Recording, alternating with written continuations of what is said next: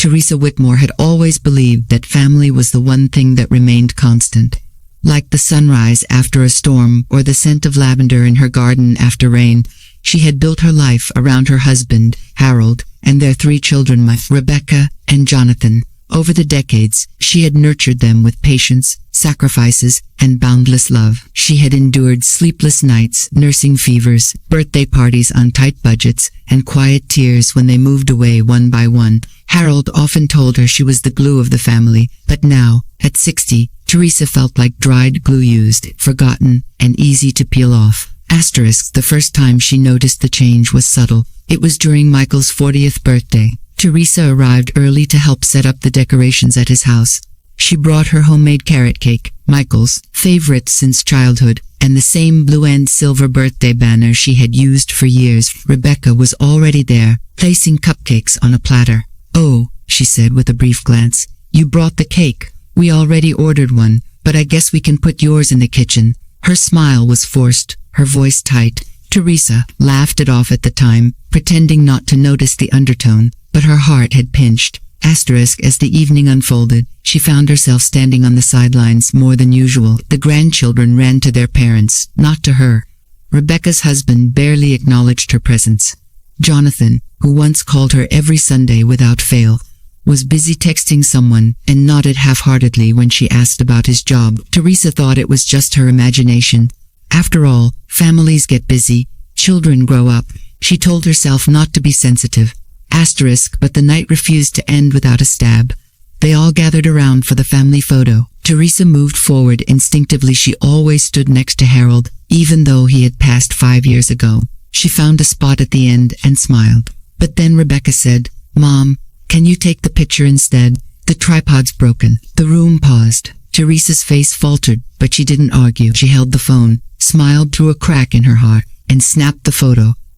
Later, she saw the photo on Michael's Facebook. Everyone was there, smiling, vibrant, gathered close. But she wasn't. She hadn't been included in a single shot. Not even one. Not even as a blurry background figure. The caption read, "So blessed to have this amazing family. Couldn't ask for more."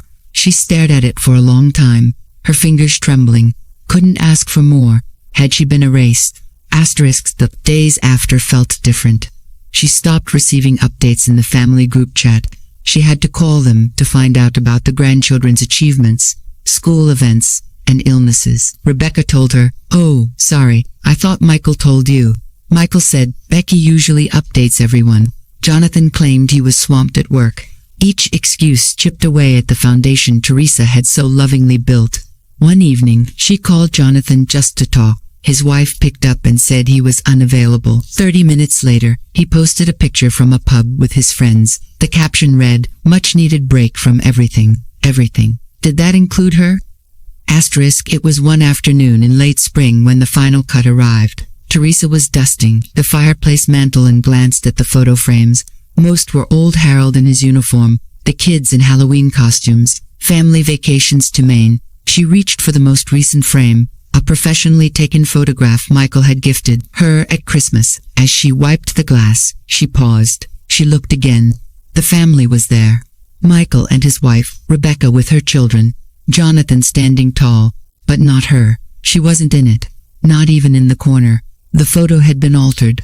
It was taken at a family reunion she had attended, yet the version framed in silver had her replaced with a decorative fern. She sat on the couch, holding the frame tightly. Her hands felt cold, her breath shallow. It wasn't just a missed photo anymore. It was a metaphor. They had literally replaced her in the family photo. Not just emotionally, not just socially. They had digitally removed her and proudly framed the lie.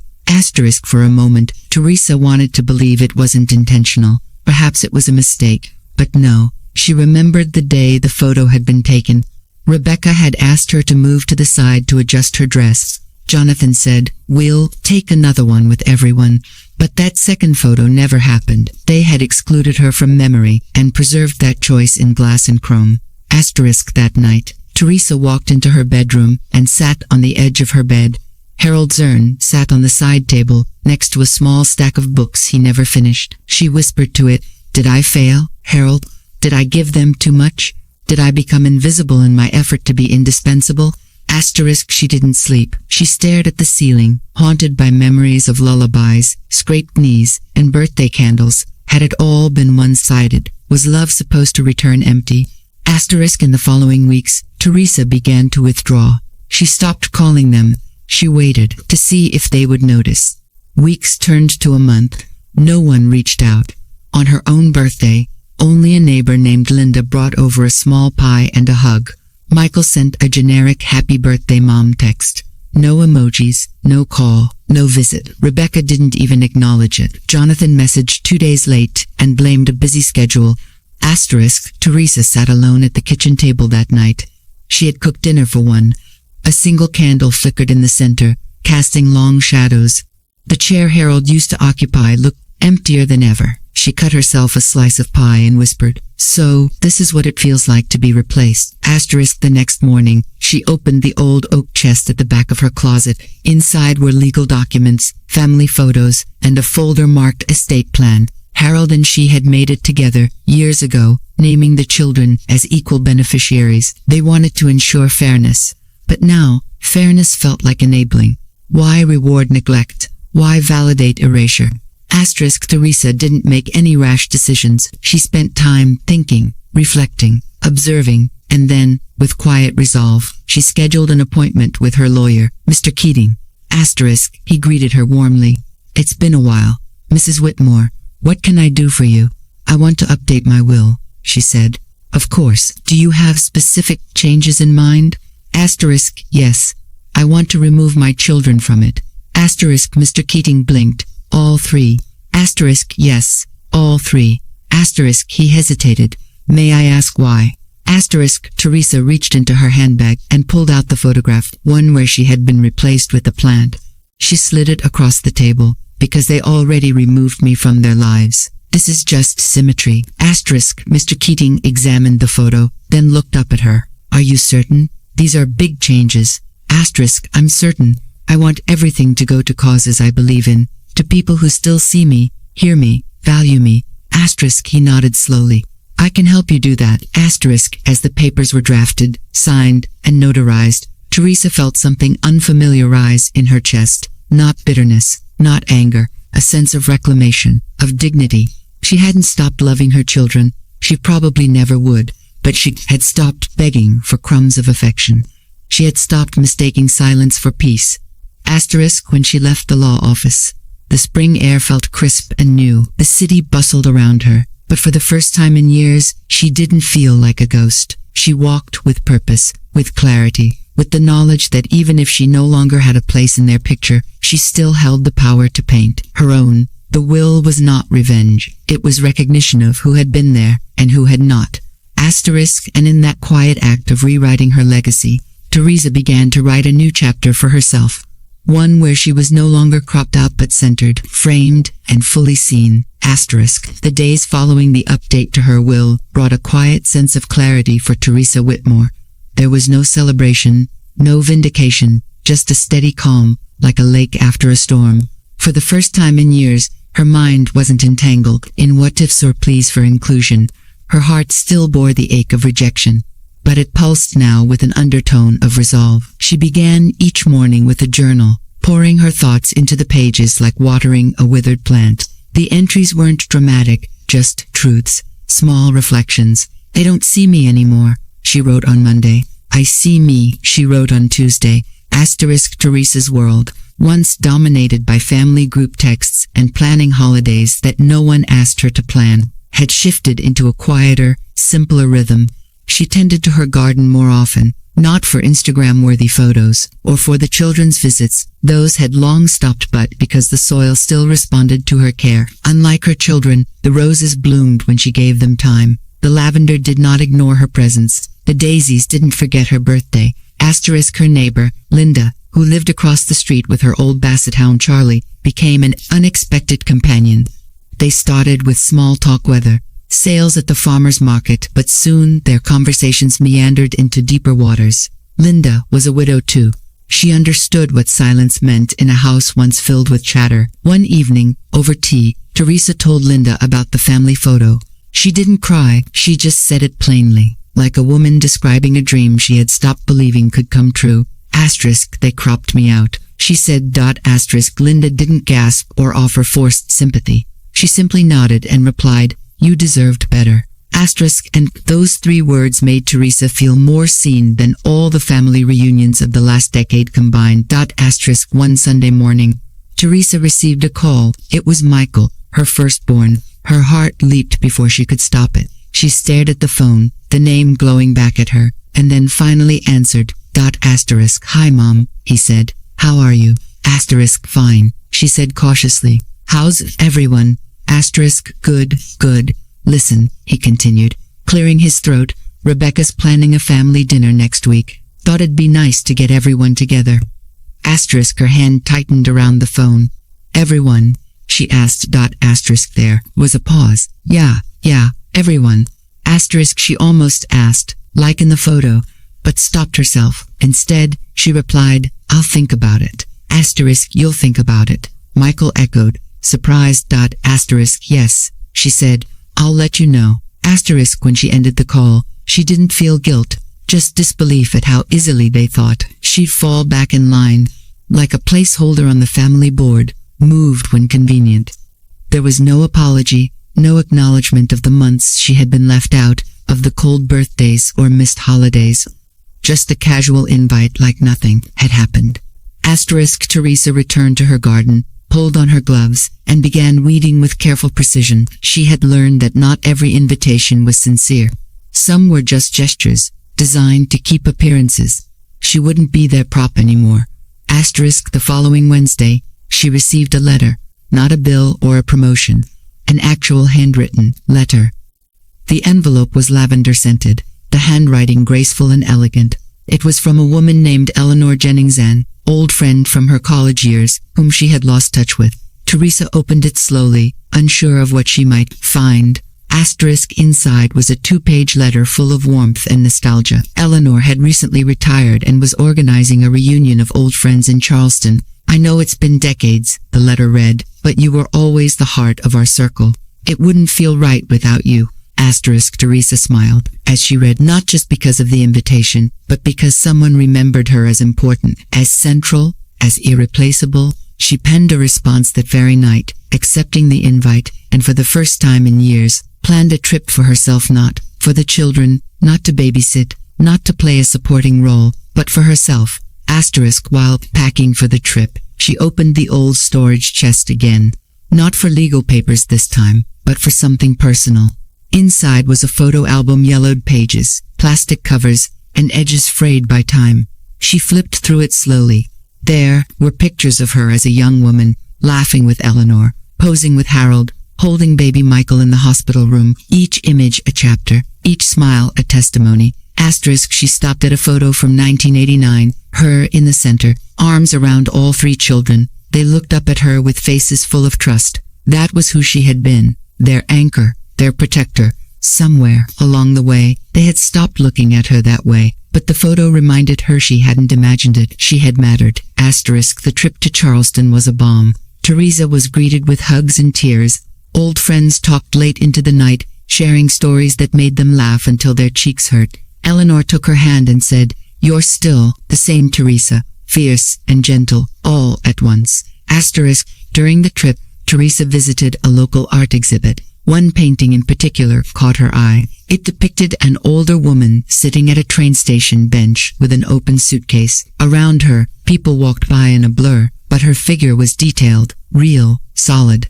The plaque beneath the painting read, "Waiting, but not forgotten." She stood in front of it for a long time. The artist had captured her soul. Asterisk, on her return home, she found 3 missed calls from Jonathan and 1 from Michael. Rebecca had texted, "Are you okay?" with no punctuation, no warmth. She ignored them for the evening. Instead, she printed out a copy of the painting from Charleston and placed it in the hallway. Every time she passed by, it reminded her that she was not just a supporting role in someone else's story. Asterisk, 2 weeks later, Teresa received a call from Mr. Keating. He informed her that the updated will had been finalized and registered. She thanked him, and after a long pause, added, "I'd like to write a letter for each of them, to be read afterward." Asterisk, he agreed to keep them safe in his file. That evening, Teresa sat down with a glass of wine and 3 sheets of paper. Each letter was personal, not angry, not dramatic, just honest.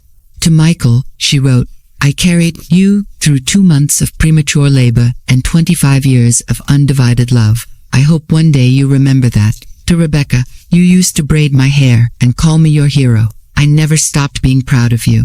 I only wish you'd remembered me on my birthday. And to Jonathan, when you cried at your first heartbreak, it was me who sat beside you with ice cream and silence. I never asked you for much, only your time. Asterisk, she folded each letter carefully and handed them to Mr. Keating the next morning. As she left his office, she saw a woman her age struggling to carry groceries. Without hesitation, Teresa helped her, carried the bags to her car, and shared a laugh about how the store always overpacked lettuce. Her days were now filled with little acts of kindness, not for praise, but because she still had love to give, even if her family had chosen not to receive it. Asterisk, Teresa began volunteering at the community center.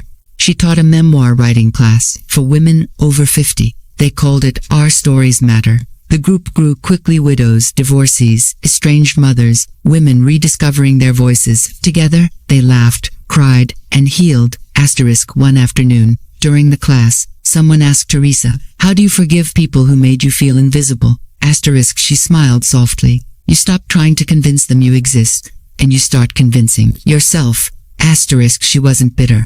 She was becoming something else, something more, not a matriarch defined by others' approval, but a woman with her own legacy, shaped not by who remembered her, but by what she chose to remember about herself. Asterisk, she didn't attend Rebecca's dinner. She sent a polite decline. When Michael texted, why aren't you coming? She replied, I'm spending the evening with people who kept me in the photo. Asterisk, it wasn't meant to be cruel. It was simply the truth. Asterisk, as spring turned to summer, Teresa framed new photographs for her house, pictures from Charleston, from her class, from her garden. They lined the walls, not to erase the past, but to affirm the present. And each time she walked by, she smiled not because someone else had captured her image, but because she had chosen to place herself there. Asterisk, and for the first time in decades, Teresa no longer waited for a family that had walked past her bench. She picked up her suitcase, boarded her train, and moved forward toward a life where she wasn't forgotten, where she no longer needed permission to belong, where she was the painter of her own portrait. Asterisk, Teresa's house had always echoed with memories, some soft and warm, others loud and piercing. But now, in the stillness of her solitude, she had begun to fill it with different sounds. The ticking of the antique clock, the scrape of her pen against paper, and the gentle rhythm of wind chimes on the porch became her new symphony. Yet, the quiet was not lonely. It was chosen. She had stopped expecting phone calls that never came. She had stopped preparing extra portions of dinner that went uneaten. It wasn't resentment that guided her, it was liberation. Asterisk, each morning, she started her day with a walk around the neighborhood. She greeted the mailman by name, waved at Linda and Charlie across the street, and stopped to smell the gardenias blooming near the corner bakery. She had created a ritual of noticing something she used to rush past when her days were packed with errands for others. Now, she walked slowly. She looked at the sky longer. She appreciated small things, the way dew clung to grass, the warmth of the sun on her arms, the rare chirp of a bird she couldn't name but loved to hear. Asterisk, on one particular morning, as she passed by a community bulletin board near the market, something caught her eye. A flyer slightly askew and flapping in the breeze read, looking for stories, submit your personal essay. Theme, the moment I reclaimed myself. It was a contest hosted by a local literary journal. Submission deadline, 2 weeks. Asterisk, Teresa stood still, reading the words again. She tore the flyer off and folded it neatly into her handbag.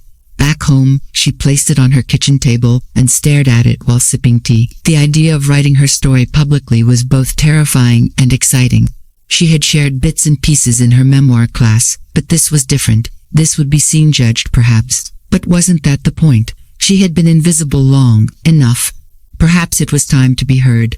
Asterisk, that afternoon, she sat at her desk, her fingers hovering over the keyboard. She titled her essay, Erased and Remembered. The words poured out like rain from a long dry cloud. She didn't write with malice. She wrote with clarity. She described the family photo, the missing birthday wishes, the sound of silence that stretched across holidays like frost on a window. She wrote about the oak chest and the updated will, but she also wrote about the painting in Charleston, the laughter of old friends, and the day she stopped waiting for someone to see her, and instead saw herself. Asterisk. When she finished, she read it aloud. Her voice trembled, but her spine stayed straight. There were tears, yes, but they weren't the kind that begged for comfort. They were the kind that cleansed. She emailed the essay and felt a sense of satisfaction stronger than she'd anticipated. Whether she won or not didn't matter. She had told her story. Asterisk. Days later, as she watered her lilies, her phone buzzed. It was a group text. Mike, Rebecca, and Jonathan. Hey Mom, just letting you know we're planning a summer family vacation. Rented a beach house in Cape Cod for the first week of August. Hope you can make it. No call. No personal message. Just a copy-pasted invite. Asterisk. She stood by the flower bed for a moment, her hose still running. The water spilled over the edge of the pot, darkening the soil beneath. Cape Cod. That was where she and Harold had taken the children every summer when they were young. It had been their tradition, Teresa's way of giving them a magical escape each year. Now, they were going back, without her, and using it as if it were their idea. She didn't reply. That night, as she journaled, she wrote, I am not an afterthought. I am not a placeholder. I am the origin, the root. They can forget, but I will remember. Asterisk. Later that week, Jonathan called. A rare occurrence now, she answered, her tone neutral. Asterisk. Hey Mom, he began. Did you get the text about Cape Cod?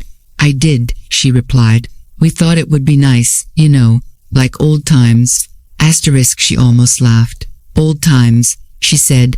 Jonathan, when was the last time you visited without being asked? Asterisk. There was a pause. I've been busy. Asterisk. We're all busy, she replied. But you find time for the things that matter. Asterisk. Jonathan exhaled sharply. Why are you making this difficult? Asterisk. I'm not, she said calmly. I just don't have the energy to pretend anymore. Another silence. Well, if you change your mind, let us know. She didn't say she would. After the call ended, she felt the familiar heaviness begin to settle again. The ache of wanting to be chosen. But this time, she did something different. She stood up, walked into her bedroom, and opened her closet. From the back, she pulled out an old scrapbook, one she hadn't touched in years. It was filled with memories, not just of her children, but of herself, her college days, her wedding, her first apartment, photos of her painting, hiking, laughing, with friends, long before motherhood consumed her identity. Asterisk. She looked at a photo of herself at age 25, holding a paintbrush, a streak of blue on her cheek, her smile wide and unrestrained. I used to be someone, she whispered. Asterisk. And then, almost without thinking, she said aloud, I still am. Asterisk. The next morning, she went downtown and enrolled in a local art class. Intermediate acrylics, the brochure said. She hadn't painted in over 3 decades, but something in her had shifted. She wasn't trying to reclaim who she was before motherhood. She was simply making space for who she had always been, beyond the roles and labels. Asterisk. In the class, she met women of all ages, some younger, some older, some married, some alone. They painted flowers and landscapes and abstract dreams. Teresa painted a bench by the sea, an empty one at first, but in the final version, she added herself sitting on it, book in hand, wind in her hair. She called it Occupied. Asterisk. Her instructor, a kind man in his 40s named Ellis, complimented her composition. This tells a story, he said. It's mine, she replied. Ellis smiled. Good. Tell more of it. Asterisk. And she did. Over the next few weeks, Teresa painted more. A silhouette walking away from a shadow. A woman placing her own crown on her head. A houseplant growing wildly, no longer trimmed to fit the pot. Her art became her voice. And the more she painted, the less she felt forgotten. Asterisk. Then one afternoon, the literary journal emailed her. Her essay had won second place. They asked if she'd be willing to attend the reading event and speak for a few minutes. Teresa's hands trembled as she read the message again and again. She wasn't a background character anymore. She was being asked to take center stage. Asterisk. The event was held in a small auditorium downtown. The room was filled with folding chairs, fairy lights, and the scent of brewed coffee. Teresa wore a navy blue dress Harold had once loved on her. As she stood at the podium and began to read her essay, she noticed how quiet the room became. Strangers listened with full attention. Some teared up, some nodded in understanding. Asterisk when she finished, they applauded not politely, but sincerely. A young woman approached her afterward and said, "You reminded me of my grandmother. She raised me." Your words felt like her voice. Asterisk Teresa smiled, her eyes warm. "Thank you. She must be a wonderful woman." Asterisk she was, the girl replied, "and so are you." Asterisk on the way home, Teresa sat in the back of the cab, watching the city blur past. She didn't need her children to see her anymore. Others saw her now, and more importantly, she saw herself. Asterisk that evening, as she walked into her home, she stopped by the mirror in the hallway. For a long moment, she just looked. She didn't fix her hair or adjust her scarf. She simply stared, not with criticism or longing, but with acknowledgement, with peace. Asterisk Teresa lit a candle by Harold's urn and whispered, "I'm still standing, love. I thought I'd be lost without them, but I found someone better me." Asterisk that night, she slept soundly, not because the pain had disappeared, but because she had stopped waiting for those who had long moved on. She no longer needed to be invited to their version of family. She was building her own. Asterisk in her dream. She stood in front of a blank canvas. She dipped her brush into vibrant color steel, sunflower yellow, crimson, and began to paint. Not a portrait of her past, not a memory, but something entirely new. A self-portrait of a woman who had once been cropped out and had now framed her own existence. Asterisk and when she woke, the sunrise cast golden stripes across her bedroom wall, like brushstrokes from a divine painter whispering, "Keep going." Teresa woke up that morning with a strange mix of emotions, peaceful, yet electric. A low buzz hummed beneath her skin, as though something within her was shifting in slow, seismic waves. She brewed her morning coffee like always, but this time, she didn't sip it while staring out the window, lost in the what-ifs of family memories. Instead, she took her mug and notebook to the back porch, where a soft breeze danced through the tall grass, and sunlight poured down like a blessing. Asterisk, she had always believed healing would come like a grand moment, a dramatic confrontation, an apology, or a reunion. But now she saw how healing unfolded quietly, like the way winter melts into spring, unnoticed until one day you look around and see the flowers blooming again. Her life was beginning to bloom in ways she hadn't anticipated. Asterisk later, that day, Teresa received an unexpected email. It was from a woman named Claire Prescott, editor of a national digital publication that often featured stories on personal transformation, resilience, and healing.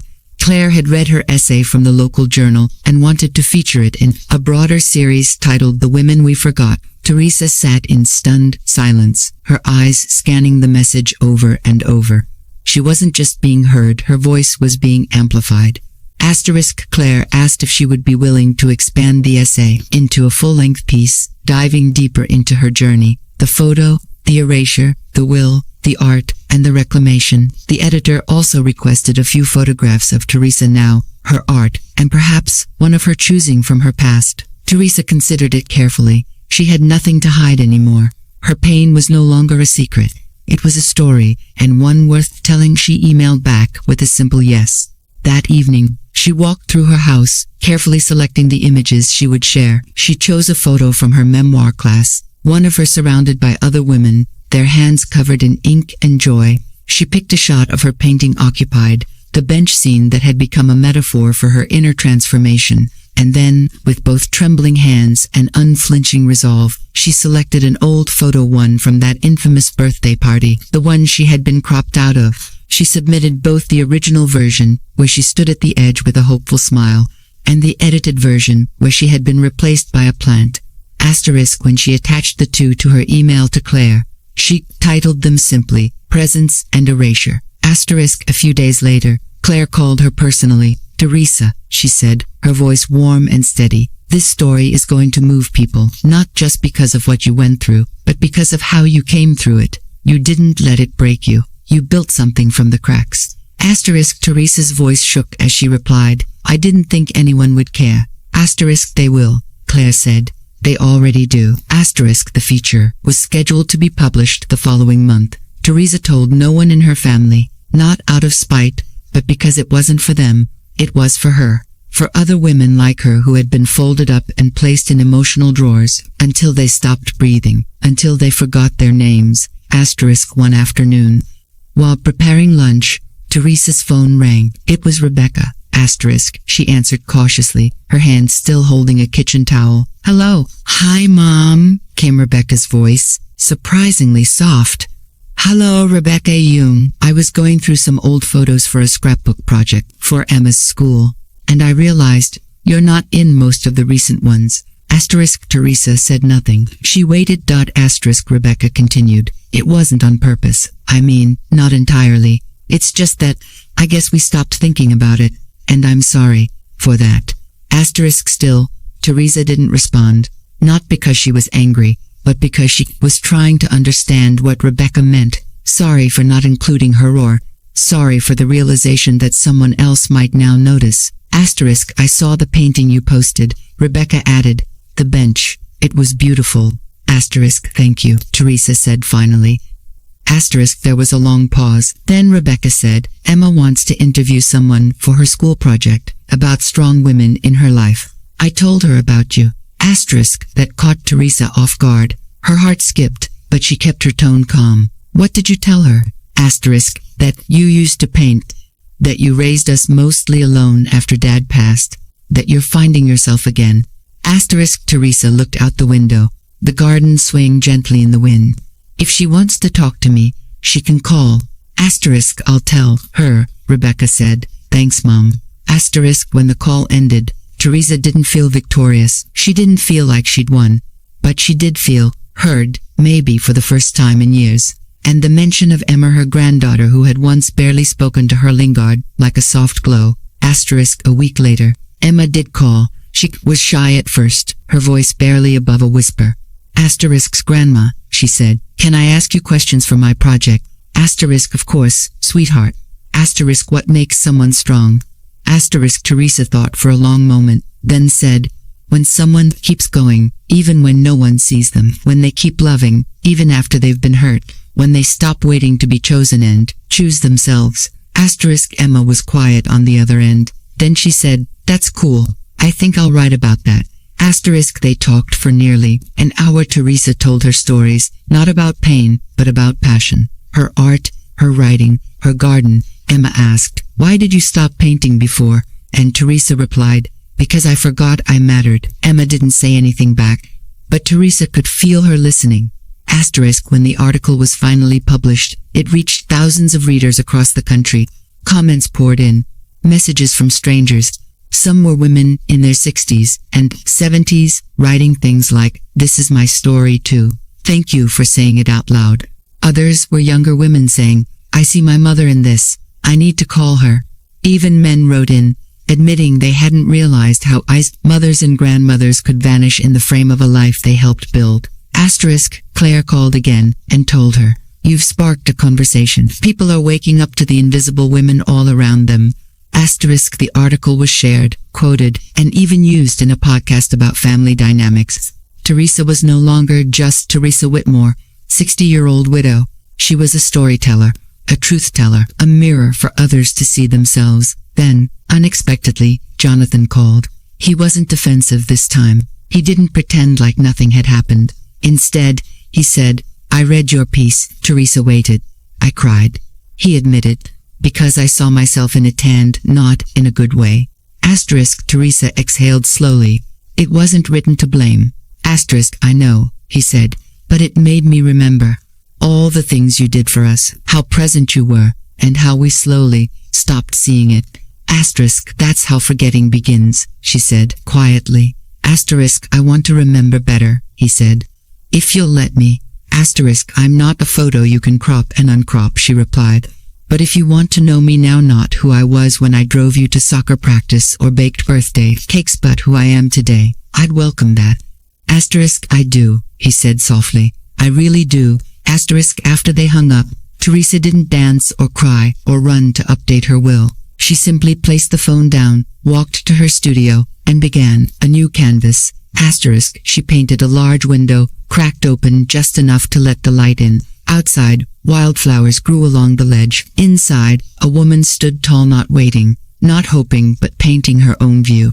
Brush in hand, she called it the frame. For the first time in a long time, her past wasn't a wound, it was a color. One she could use to add dimension, depth, and truth to everything that came next. Asterisk, she sent a photograph of the frame to Claire, who responded with just one line. It's not just art, Teresa, it's a revolution. And maybe it was. Maybe all revolutions didn't start with crowds and slogans.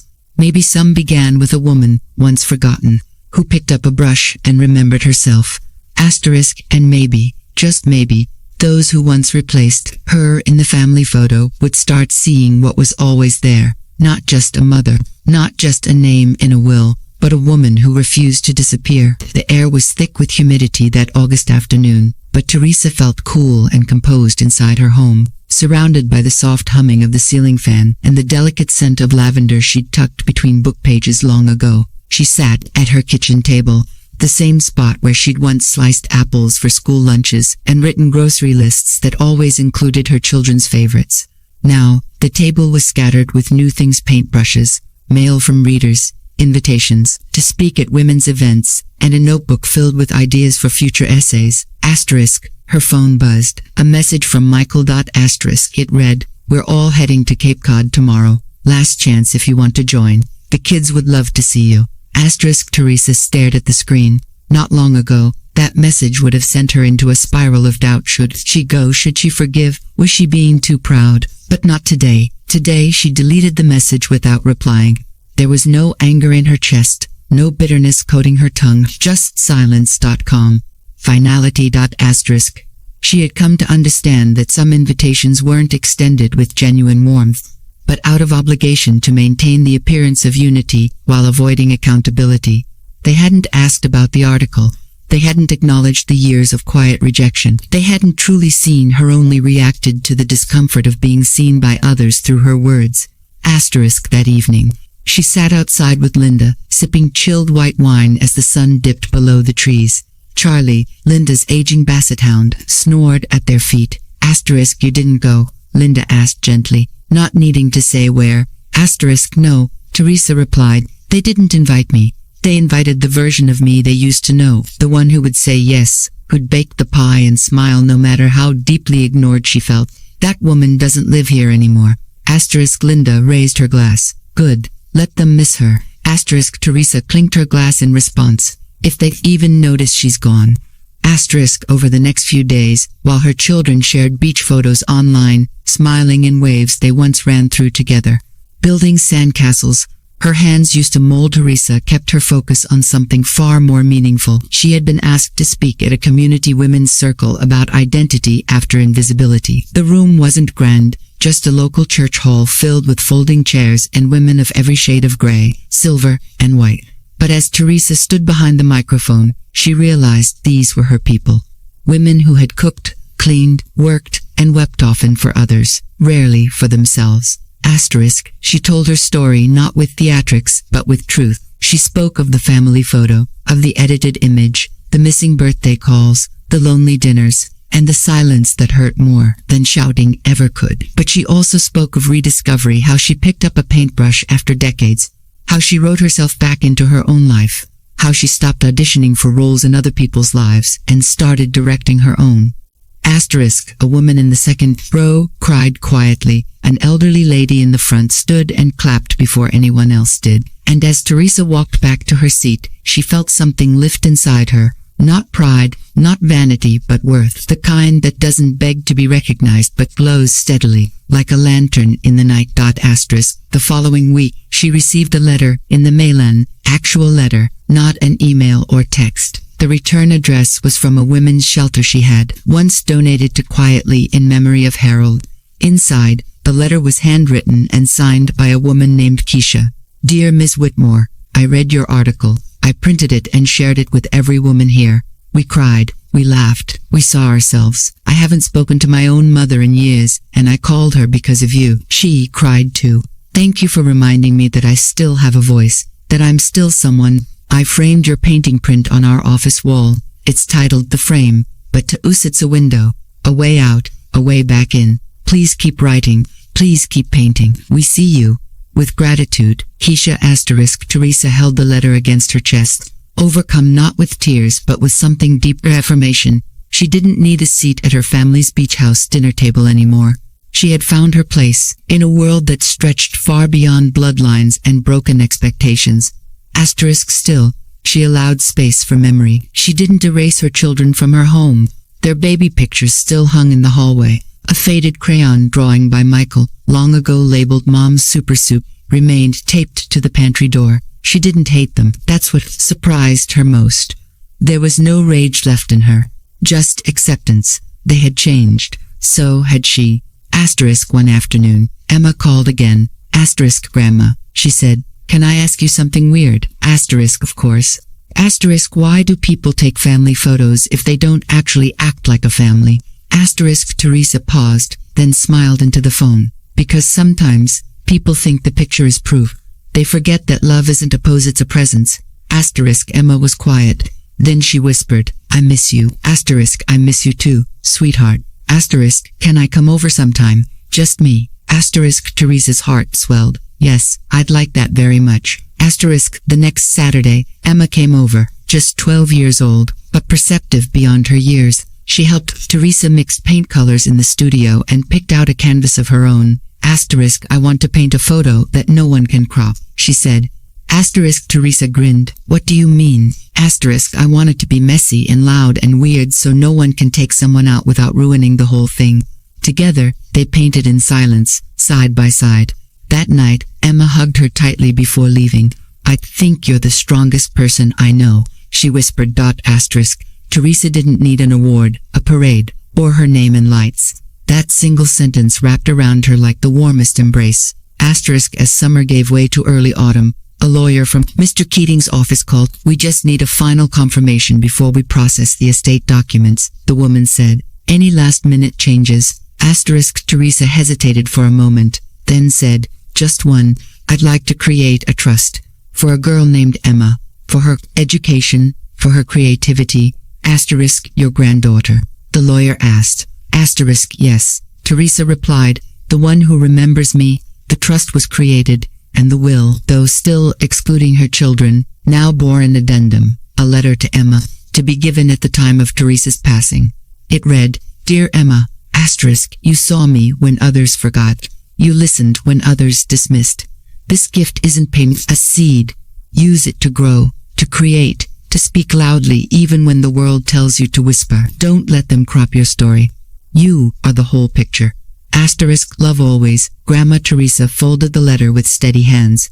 That evening, she placed her newest painting on the wall, a vibrant, sprawling canvas with no center figure, just colors swirling together in harmony. She titled it Uncroppable *, and as she stood before it, alone but never lonelier, she smiled. She had once been erased from a photo, but now she existed in places no one could edit. Hearts, letters, paintings, lives. She hadn't just rewritten her will, she had rewritten her worth. The days grew cooler as September arrived, painting the town in soft amber and bronze. Leaves began their quiet descent onto the sidewalks, and with each shift of the wind, Teresa felt a corresponding change within herself. The kind of change that didn't announce itself with fanfare but whispered its arrival through steady transformation, like a wound scabbing over, a bruise fading from violet to yellow. She had walked through fire and emerged, not unburnt, but renewed. The scars were part of her now, earned, honest, and visible only to those who truly looked. Teresa had developed new rhythms. Mornings were spent tending to her garden, or writing short essays for her growing online audience. Afternoons were reserved for painting or volunteering at the women's shelter, where she taught creative journaling and art as therapy. Each session reminded her how many invisible women walked the same silent path she once did, waiting to be acknowledged, struggling not to disappear. One Tuesday morning, as she arrived at the shelter, Keisha met her at the door with a wide grin. You've got a visitor, she said. Teresa blinked. A visitor. Keisha stepped aside, revealing Emma seated in the waiting room, legs swinging beneath the chair, clutching a sketchbook. Teresa's heart lifted as she approached. Hey, kiddo, what are you doing here? Emma smiled. I asked Mom if I could come with you sometime. She said yes. Did she? Teresa asked gently. Emma nodded. She said, maybe I was right about you. Teresa felt a complicated swirl of emotion at those words. They were small, almost hesitant, but they held weight. Maybe I was right about you. It wasn't an apology, but it was something, a crack in the wall. And sometimes that was how reconciliation began, not with grand gestures, but with slow, quiet erosion of the silence.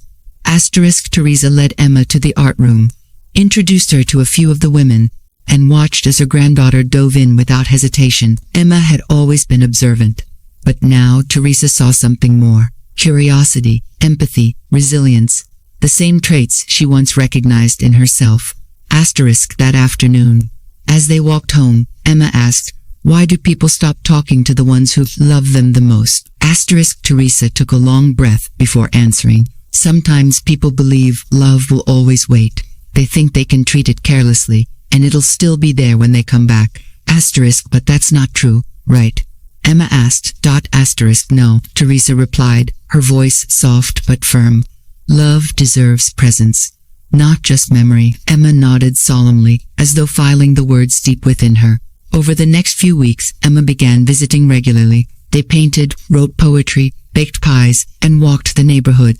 Teresa never pried about Rebecca or the rest of the family. Emma never offered much either. Their time wasn't built on the wreckage of what had been, but on the foundation of what was slowly blooming. Then, one afternoon, as they were framing a new painting together, Emma said quietly, Mom's reading your essays now. Teresa froze. She hasn't said anything yet, Emma continued, but I saw her scrolling through your website the other night. She stopped at the one about the photo. Teresa felt a familiar ache tug at her chest. But it wasn't pain. This time, it was the ache of wondering if someone was finally beginning to understand, not just to see the consequences, but to feel them.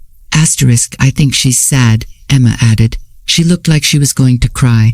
Teresa set down her brush. Sometimes sadness is the first step back to truth. That night, Teresa received an unexpected text from Rebecca. Just 3 words. I miss you. Teresa didn't reply immediately. She needed to sit with it, feel it, not just react. She had spent too many years rushing to respond, desperate to maintain a connection, even if it meant sacrificing her own dignity. She read the message again before bed, her mind drifting back to memories of Rebecca as a child running barefoot in the backyard, clutching a dandelion, her laughter bright and unburdened. That little girl still lived somewhere inside the woman who had grown cold and distant. Maybe the essays had reached her. Maybe Emma had helped thaw the frost. Maybe it wasn't too late. The next morning, Teresa responded simply, I'm here. No accusations, no conditions, just a door cracked open. A week later, Rebecca showed up on her front porch. She looked smaller somehow, shoulders curled inward, eyes brimming with conflict. Teresa opened the door slowly. Their eyes met, and for a long moment, neither spoke. I don't know where to start, Rebecca finally said. Teresa stepped aside. Start here, with tea. In the kitchen, they moved slowly, as though afraid to break the fragile air between them. Rebecca held her cup with both hands, her knuckles white. I read everything, she said quietly. Every word. Teresa nodded. I wondered if you would.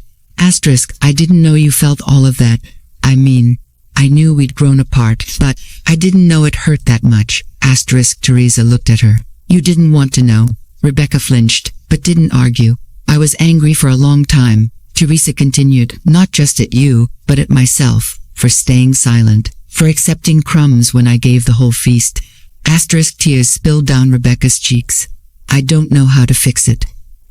You don't, Teresa said gently, because it can't be fixed, but it can be rebuilt. Rebecca looked up. Will you let me try?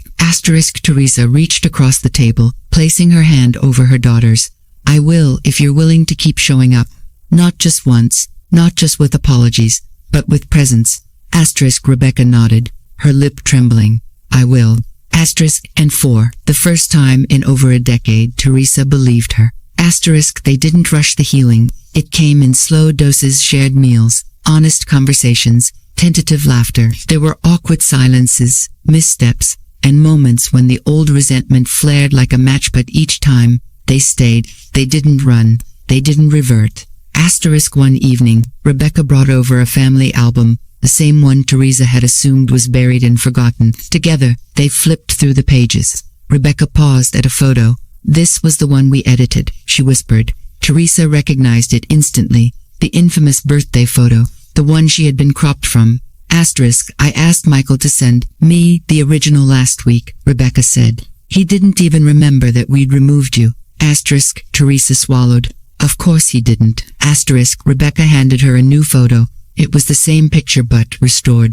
Teresa was there again, smiling in the corner, her eyes full of hope. The digital erasure had been reversed. Asterisk, "I printed it for you," Rebecca said. "I know it doesn't erase what happened, but it's a start." Asterisk, Teresa took the photo and held it gently. "Thank you." Asterisk, that night, she placed the restored image next to her painting titled The Frame. Not because she needed the photo to prove anything, but because now it represented a truth that had once been denied and was finally being acknowledged. Asterisk, Emma came over the next day and noticed it right away. "They put you back," she said softly. Teresa smiled. "Yes, but only after I put myself back first." Asterisk, Emma grinned. "That's why you're my hero." Asterisk, autumn wore on, and the trees shed their leaves with grace, not fear. Teresa felt the same. She wasn't afraid of letting go anymore. Roles of pain, of the past that once defined her. She had found her voice, her rhythm, her art, and now she was rediscovering her family not as the person who was always giving but as someone who was finally receiving. Asterisk, her legacy was no longer confined to a will or a photo album. It was Alivine. Every essay, every brushstroke, every woman she helped empower, and every moment she chose herself over silence. She had been replaced in the family photo, but now she had replaced their absence with presence, their rejection with resilience, their dismissal with self-respect. Asterisk, and in doing so, she had not only reclaimed her place in the picture, she had become the frame that held the entire story together. Asterisk, the leaves had begun to turn a rich rust red by the time Teresa Whitmore felt the full magnitude of what she had rebuilt around herself. Her life, once marked by absence and waiting, now breathed with new color hues, not borrowed from her children's achievements or their affection, but from within her own soul. Autumn didn't just hang outside her windows, it lived in her bones, whispering a gentle truth she'd learned to embrace, that letting go could be an act of love. Asterisk, in the weeks since Rebecca's visit, there had been progress, small, steady gestures, an invitation to lunch, a photo from Emma's school event, a late-night call just to talk. They didn't speak about the years lost, the silence, or the sting of neglect directly, but it lingered, like the shadow of a tree falling across the floor at dusk, a presence unspoken, but understood. They tiptoed around it at first. Now, they moved through it together. Asterisk, Teresa had grown wiser with time. She knew not to demand apologies in exact words, nor to expect transformations overnight. Healing was a spiral it circled around, often returning to familiar aches, but with less pain each time. Some days Rebecca showed up with intention, others she seemed distracted, hesitant. But Teresa had stopped tallying gestures. She accepted what was given freely and no longer begged for more. Asterisk, Michael remained distant. He sent an occasional message, usually practical, surface level, polite, "Hope you're well," or "Saw your article," impressive. His tone lacked the weight of recognition. To him it was still easier to avoid the emotional labor of reckoning with the past. Jonathan was better, more honest at least. He checked in monthly, asked about her art classes, even dropped off coffee once. But he, too, hadn't found the words to bridge the distance between regret and responsibility. Asterisk, Teresa didn't chase. She no longer scrambled for their attention like scraps. At a table, she had built her own banquet, Nove friendships, fulfillment and self-worth. The hunger for approval that once consumed her had quieted. She had learned to feed herself in ways no one could take away.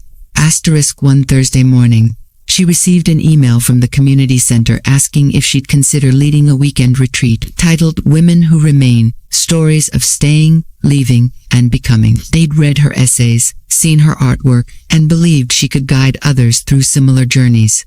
Teresa hesitated, not because she wasn't capable, but because she understood the weight of bearing witness to others' pain. She knew that guiding others meant opening wounds of her own. Asterisk, that afternoon, she sat in her studio, brush hovering over a blank canvas, thoughts swirling like smoke. Then she remembered something her therapist once told her after Harold passed. To lead others through the dark, you must carry your own light. Not bright, not perfect, just steady. Asterisk, and she was steady now. Not unshaken, but unshakable. Asterisk, she replied yes. Asterisk, the weekend retreat was scheduled for late October, nestled at a lakeside lodge just an hour outside town. As the date approached, she prepared, carefully selecting passages from her journals, framing new art pieces, and organizing activities that blended storytelling, silence, and shared reflection. Asterisk, on the day of the retreat, a light fog blanketed the early morning road as she drove. The trees, dressed in their finest autumn robes, swayed gently as if saluting her journey. The lodge itself was rustic and warm, with wooden beams, stone fireplaces, and a smell of pine and cinnamon. 20 women arrived, ages ranging from 30 to 70. Some came with stories visible in their eyes. Others wore masks of smiles, too tired to hold them much longer. Asterisk, Teresa opened the first session not with a speech, but with a painting. She unveiled the frame, the piece she had created after her essay went viral, the one with the woman by the window, brush in hand, facing the world with quiet defiance. Asterisk, this, she said softly, is what reclaiming yourself can look like. It's not about removing the pain. It's about making space for your whole story, including the parts others tried to erase. Asterisk, the women were still. Some wept. Others closed their eyes, as if finally exhaling after years of holding breath. Asterisk, over the next 2 days, they shared their truths, stories of abandonment, dismissal, invisibility, but also stories of rediscovery, of taking pottery classes after divorce, of learning to drive at 60, of dancing alone in the kitchen without shame. Asterisk, Teresa listened, not as a teacher, but as a mirror. Asterisk, she led them through writing prompts, asking, what part of your story did someone else try to rewrite? When did you first feel unseen? What would you say to the woman you were 10 years ago? Asterisk, their words, raw and imperfect, spilled onto pages. There was beauty in the mess, in the cracks. Asterisk, on the final night, they gathered by the fire, wrapped in blankets, holding warm mugs. Teresa passed around blank postcards and a basket of markers. Asterisk, draw yourself, she said, not as others see you, not even how you used to be, but as you are now. You've become. Asterisk, they laughed nervously. At first, I can't draw, some said, but that wasn't the point. Asterisk, Teresa drew too. Not a face, just a blooming, vine, twisting, surviving, rooted and reaching. Asterisk, when the retreat ended, the women hugged her tightly. You didn't just teach us, one whispered. You remembered us into being. Asterisk, driving home. Teresa felt of pride, but of purpose. She had spent years pouring into others without replenishment. Now, she poured with awareness, with choice. She gave without depletion. And that made all the difference. Asterisk, when she returned home, Emma was waiting on her porch. She wore a knit scarf Teresa had given her the previous winter and held a small envelope in her hand. Asterisk, what's this? Teresa asked, unlocking the door. Asterisk, a school assignment, Emma replied. We were supposed to write about someone who changed our view of the world. Asterisk, Teresa opened the envelope slowly. Inside was a handwritten letter. Dear Grandma, you taught me that being forgotten doesn't mean you're not important. You showed me that quiet people can be the strongest, and that, sometimes, when you tell your story, you help others tell theirs too. I want to be like you. Not just nice or smart, but brave. I'm proud to be your granddaughter. Love, Emma. Asterisk, Teresa didn't speak. She simply opened her arms, and Emma fell into them. Asterisk, later, as they shared dinner, Emma said, Mom wants to come to your next art show. Asterisk, Teresa blinked. Really? Asterisk, Emma nodded. She asked if you'd be okay with that. Asterisk, Teresa sipped her tea. If she comes as a guest, not as someone who expects forgiveness, but someone who's earned it, I'd be happy to see her. Asterisk, the art show was set for November, featuring works by older women, rediscovering creative expression. Teresa submitted 3 new pieces, each bolder than the last. One was titled Cropped No More, a collage of broken frames, stitched together with gold threads. Another was called Inheritance, portraying a woman handing a seed to a girl, not money or jewelry, but something living. Asterisk, the third painting, simply bore the name Will, not a legal will. but a visual one, depicting a tree with branches extending into other canvases, symbolizing the legacy of voice, memory, and survival. Asterisk on the evening of the exhibit, the room buzzed with conversation. Teresa stood by her paintings, greeting guests. Linda came, Keisha came, even Ellis from her art class. Then, near the door, she saw Rebecca nervous, holding Emma's hand. Asterisk, they approached quietly. Rebecca looked at the paintings, especially Will, her eyes glossing over. Asterisk, they're beautiful, she whispered. Asterisk, thank you, Teresa said. Asterisk, after a long pause, Rebecca said, I want to be better, not just a better daughter, a better woman. Asterisk, Teresa nodded. Then start here, with truth. Asterisk, Rebecca exhaled deeply, then smiled a small one, but real. Asterisk, the evening ended with applause, laughter, and shared hope.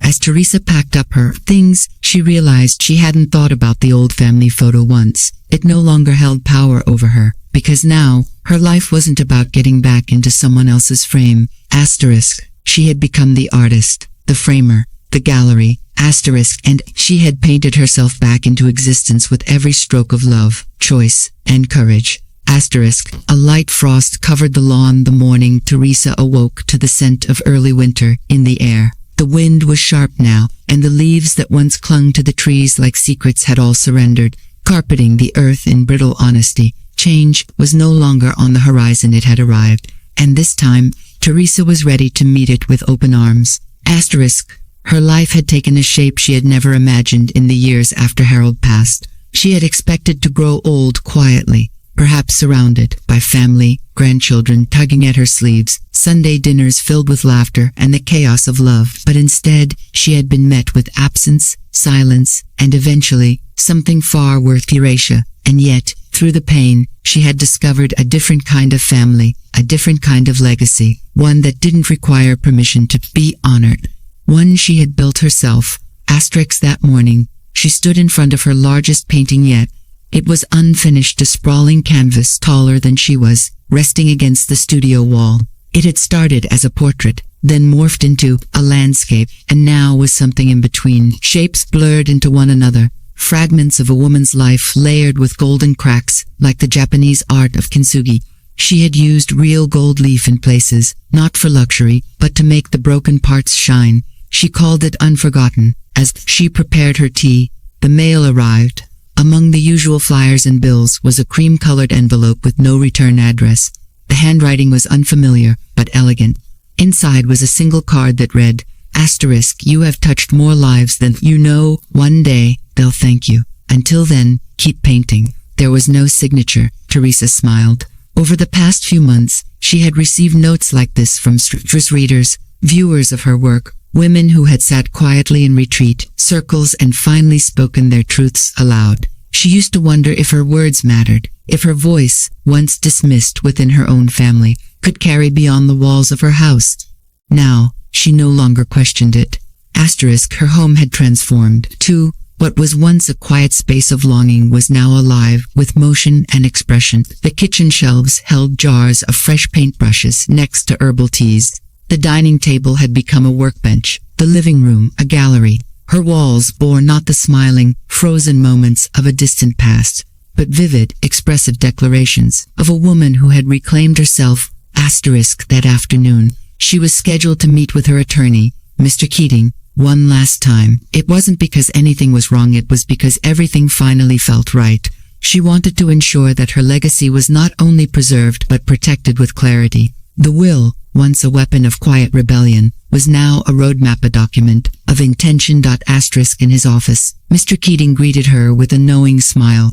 I've followed your work, he said, gesturing toward a print of one of her paintings on his wall. She raised an eyebrow. My wife loves your essays, he added. She printed one and taped it on our refrigerator. Asterisk, Teresa laughed gently. I never thought I'd end up on a fridge. Asterisk, you'd be surprised how far a truth well told can travel. Asterisk, they reviewed the documents. Teresa confirmed that her children were still excluded from the primary inheritance, but Emma now had a trust that included a scholarship fund, not just for herself but for other young girls interested in art, writing, or community activism. She called it the Remembering Fund. Asterisk. There's just one more thing, she said as he gathered the papers. Asterisk, she handed him a sealed envelope labeled, to be opened only if contested. Asterisk, what's inside? He asked. Asterisk, just the story, she said, in my words, for them to read in the event they ever tried to claim something they ignored. Double quotes, asterisk, Mr. Keating nodded. You've thought of everything. I've lived everything, she replied. On her way home, Teresa stopped at the cafe where she used to sit with Harold on Sunday afternoons. The place had changed a little, new chairs and younger staff, but the view from the window was the same. She ordered a slice of lemon cake, Harold's favorite, and a black coffee. She sat alone at their old corner table, watching the world move outside, fast and distracted, but inside, she was still. Asterisk, she didn't need the past to come rushing back in waves anymore. She carried it like a river stone in her pocket, smooth, grounded, part of her but not pulling her under. A familiar voice called out, Grandma. Asterisk, Emma rushed through the door, cheeks flushed from the cold. Rebecca followed behind her, carrying a wrapped parcel. Asterisk, we were nearby, Rebecca said hesitantly. Emma wanted to surprise you. Asterisk, Emma slid into the seat beside her, unwrapping a sketchbook. I've been working on something. Asterisk, Teresa turned the pages. Each sketch was a version of their moments together, the two of them painting, sitting in the garden, walking with Charlie. They weren't perfect, but they were heartfelt. The last page held a watercolor, a family photo, hand-painted, but this time it was imagined. Emma had drawn her mother, herself, Jonathan, Michael, and Teresa, not as they were, but as they could be, together, smiling, connected by vines of color. Above it, she had written, the family I still believe in. Asterisk, Teresa felt tears fill her eyes, not from sadness, but from recognition. Asterisk, Rebecca placed the wrapped parcel on the table. This is for you, she said quietly. I know we can't erase what happened, but I want you to know, I remember now, and I see you. Asterisk, Teresa opened the parcel slowly. Inside was a photo album, not filled with old edited photos or empty pages, but letters, dozens of handwritten letters from people across the country. Rebecca had reached out through Emma's school, through social media, and through the publication that had featured Teresa's story. She had compiled their messages, words of gratitude, of transformation, of identification. Asterisk, each letter began with a variation of the same sentence. Asterisk, because of you, I remembered myself. Asterisk, Teresa closed the album and looked at her daughter. Thank you. Asterisk, Rebecca nodded. It's not everything, but it's the truth. Asterisk, they sat for a long time, sipping tea, passing pages, listening to Emma describe her art, and though the silence between them wasn't entirely gone, it had changed. It no longer held resentment. It was simply space, room to grow. Asterisk, when they left, Teresa walked home slowly, the album held tightly to her chest. That night, she returned to her studio and added the final strokes to Unforgotten. In the corner, she painted the silhouette of a girl, hair blowing in the wind, holding a lantern toward the woman in the center. Asterisk, she stepped back, examined the work, and smiled. Asterisk, she had once believed that to be remembered, she needed to be invited. Asterisk, but now she knew she had made herself unforgettable, not through anger, not through punishment, but through presence, through story, through choosing herself. She had replaced them in the will, but more importantly, she had replaced herself in her own life, and in doing so, she had given others the courage to do the same. Asterisk, the first snow of the season arrived quietly, blanketing Teresa's garden with a delicate softness that made the world seem still and sacred. Icicles clung to the edge of the porch roof like silver threads, catching the morning light in delicate glimmers. Teresa stood by the window with her tea, wrapped in a shawl of Harold's old flannel shirt stitched into a quilt, a gift from a friend at the shelter. Outside, the world was white, unspoiled, waiting to be written on. Asterisk, it had been almost a full year since she had changed her will, since she sat in her lawyer's office and decided to write a new ending to a story that had once seemed out of her control. In that time, everything had changed slowly, gently, like the melting of winter ice giving way to spring. But now, as the world turned again and winter circled back, she no longer measured her life by absence. She measured it by what had bloomed despite it. Asterisk, that morning, her inbox was full again, messages from readers, invitations to speak at events, photos from women who had attended her retreat and gone on to start small creative collectives. She responded to each one with care. She She was no longer just a woman who had been erased. She was a presence in the lives of others, a voice they remembered when their own seemed to falter. Later in the day, Teresa received a call from Jonathan. Unlike past calls, this one wasn't filled with hesitations or small talk. His voice was warm, deliberate. Mom, he said, I wanted to let you know, we're all coming for Christmas. Michael, Rebecca, the kids, everyone. Teresa blinked, unsure what to say. You don't have to host, he added quickly. We can bring everything. We just want to be with you, if you'll have us. She walked to the window again, watching a bird peck through snow, and let the words settle. It wasn't the same as an apology, but it was acknowledgement, and that meant something. I'd like that, she said softly. I would. After they hung up, she sat at her writing desk, looking through the journal that had carried her through her darkest chapters. Pages were filled with inked truths, grief-touched poems, half-sketched paintings. She paused on a page dated nearly a year ago. They replaced me in the family photos, so I replaced them in the will. But maybe it was never about punishment. Maybe it was about reminding myself that I mattered even if they forgot. She read it now, not with pain, but with clarity. As Christmas approached, Teresa decorated her home not like she used to, trying to impress or recreate the past, but with simplicity and intention. A small tree stood in the corner, adorned with handmade ornaments gifted by Emma. She baked, but not to prove anything, just for the joy of it. She played old records, hung a wreath she'd made with the women at the shelter, and framed her newest painting, a swirling mass of color and memory she called full circle. Christmas Eve arrived with a quiet snow and soft anticipation. One by one, her children and grandchildren stepped through her door, less like intruders and more like pilgrims returning to a place they had once abandoned. Unsure if it would still welcome them, Teresa greeted them not with rehearsed forgiveness, but with real, measured grace. She embraced them, yes, but she did not shrink to make room for their comfort. She stood tall, grounded in the woman she had become. Michael looked older, a little more tired. His hug lingered longer than she expected. I read everything, he murmured. I didn't know how to talk to you after. You just did, she replied. Rebecca brought a box of old family photos. I thought we could make a new album, she said. Start fresh. Jonathan carried in bags of groceries and wine, while the grandchildren circled the house, pointing at paintings, asking questions, whispering to each other about how different the house felt now, not colder but deeper, like the air held stories. At dinner, they sat around the table, not the same table where Teresa once served meals to blank stares and distracted glances. This table was new, literally and symbolically. It had been built by a local carpenter using reclaimed wood, each plank a different history, sanded smooth, fused together to form something stronger.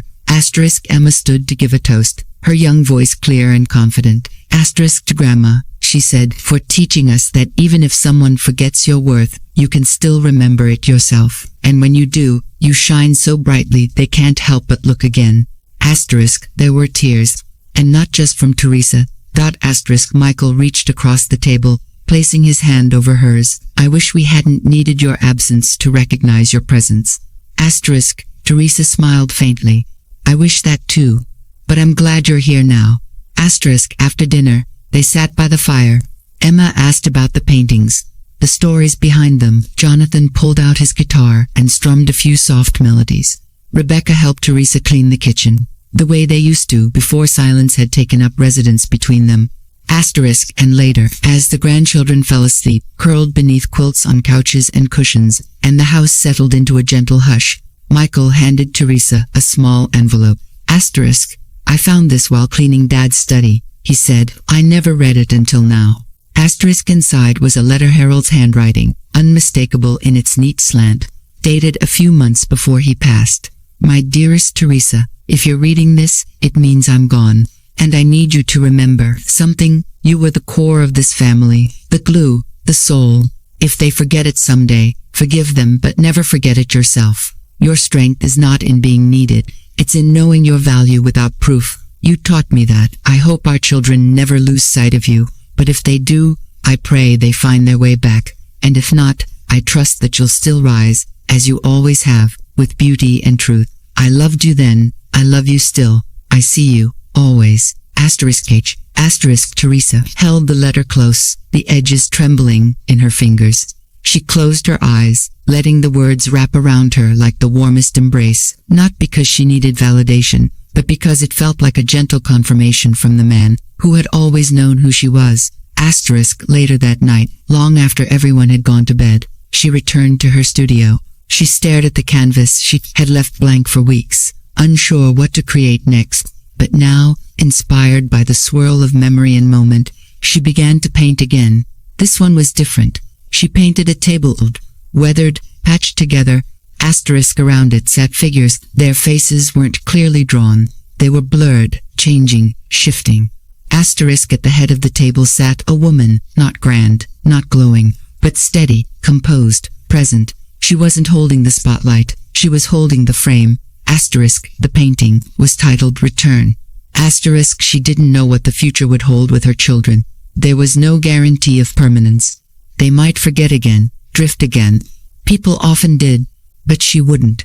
She had etched her story in canvas and ink, in voices raised and journals written, in hands held and letters answered. And even if she was never placed at the center of their photo albums again, it wouldn't matter. She had made herself the center of her own life. She had become, in the end, not the erased matriarch, but the artist of her own legacy. The next morning, she woke to laughter in the kitchen, Emma and Jonathan making pancakes, Rebecca humming to herself, Michael reading the paper aloud to the twins. Teresa stood at the hallway's edge and simply watched. And then, as if claiming the moment for herself, she walked forward, not to serve, not to be needed, but to belong. Not in the background, not as a ghost of sacrifice, but as the woman who, once forgotten, chose to remember herself, and in doing so, taught others to remember her too. The family photo might fade, the will might gather dust, but the story, her story, would remain, framed in courage, painted in truth. Unstoppable, unforgettable, unbroken.